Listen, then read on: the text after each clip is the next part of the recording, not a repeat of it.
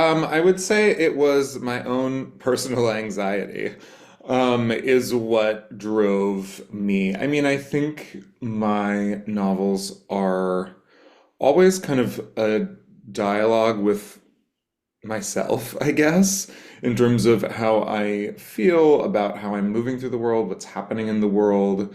I got the idea in first in actually in the pandemic. I was doing promotion for my first book that came out, but was feeling very claustrophobic. I remember it was right in the early days of the pandemic. We were also under lockdown. And then in California, in Los Angeles, where I live, there was a fire close to our house.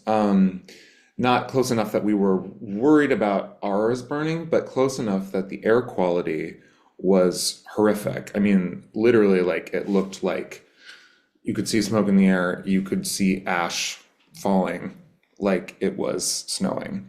And it was this crazy thing because at the time, all I had for my sanity were going on walks. I don't know, not to bring us back to the days of the pandemic, but like I had my daily sanity walks, and then I couldn't even do those because the air quality outside was so toxic. So it just was kind of this moment of like, it felt like, societal collapse and collapse of our norms. And I think I had a lot of anxiety about the future, not only of climate, but also politically.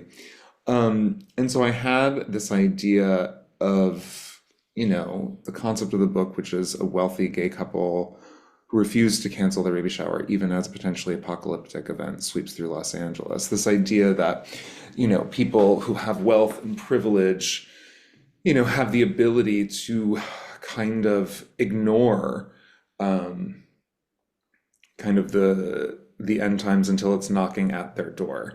And so I think it was just a way for me to, yeah, project ourselves, kind of what you're saying, project ourselves into the future and deal with the future in the present, if that makes sense. So the kind of the setting is 2044, but there's not some sort of crazy civilization altering event that's mixed everything up.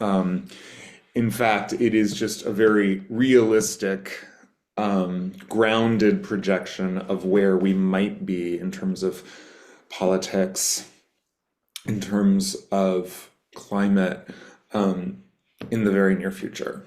So the lead protagonist is a character named Mason Daunt, and he um, is, like I said, wealthy. He's in a relationship with a director. He's kind of an artist who was once did kind of punk queer work and then gradually kind of sold out and is now mainly doing art for billionaires, giant corporations. And he and his partner become very wealthy. And they have had a child through a surrogate. So the book in its first section takes Mason, on the day of the baby shower. He's running a bunch of errands. He's picking up his surrogate. He's getting ready for the party. As this event, there's a fire in Los Angeles, and there's kind of this ominous pink smoke that is causing kind of people don't know what's quite going on with the smoke or why it's pink or why it's causing so much havoc. But so it takes him through the day, and he's just kind of consistently just determined to get to his baby shower, but it becomes increasingly impossible as kind of more and more horrors unfold. And through that time, we also flash back to see points in his journey where you see how he kind of got to this day, and see how he may or may not, bear some responsibility kind of for the interlocking atrocities that led to this disaster. So he's a character that is very unlikable, and he's not blind to his own privilege. He's very aware of it, and yet he cannot, his flaw is that he cannot release his privilege. He clings to it to the very, very end, even as clinging to it ultimately becomes his downfall. And I think, in the book, it's an insistence. I think the baby shower, like any sort of event, like a wedding, it's a projection into the future.